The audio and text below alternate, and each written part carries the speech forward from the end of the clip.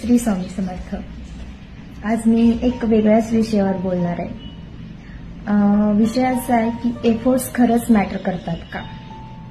तर एक ओळखीचं कपल होतं, दोघांचं अगदी एकमेकांवर अतोनात प्रेम होतं, पण त्यांचं इंटरकास्ट मॅरेज होण्यापर्यंत, ते एकमेकांची साथ देण्यापर्यंत त्यांनी खूप एफर्ट्स घेतले।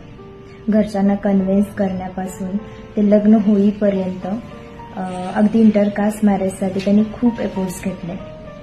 पण लग्नानंतर पण त्यांनी खूप सारे प्रॉब्लेम्स एकत्र फेस केले, खूप साऱ्या गोष्टी त्यांनी एकत्र येऊन रिझॉल्व्ह केल्या। पण त्यानंतर त्यांना दोन मुले झाली, पण तरीही लग्नाच्या 10 ते 15 वर्षानंतर त्यांना वाटते की आता त्यांना वेगळं व्हायचंय। खूप त्यांनी पैसा कमवला, सेटल झाले, एकमेकांच्या आयुष्यात एकमेकांना त्यांनी खूप साथ दिली 2 मुले होईपर्यंत, आणि आज त्यांना वाटते की त्या दोघांनी वेगळं व्हावं। मग तुम्हाला आज जर वेगळं व्हायचं आहे तर तुम्ही इतके एफर्ट्स का घेतले त्यावेळी? तुम्ही जर लग्न जुळवण्यासाठी इतका खटाटोप केला, तर मग आज लग्न मोडण्यासाठी इतका खटाटोप का? तेच लग्न टिकवण्यासाठी तुम्ही तितकेच एफर्ट्स घेऊ शकता ना।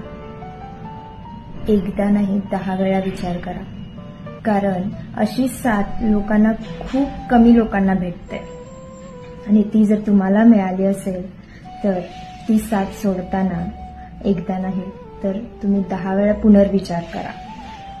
आणि नातं टिकवता येतं, फक्त कोण किती एफर्ट्स घालतं हे जास्त मॅटर करतं। सो तुमचे 100% एफर्ट्स द्या, ते नातं तोडण्यासाठी नाही तर ते नातं टिकवण्यासाठी।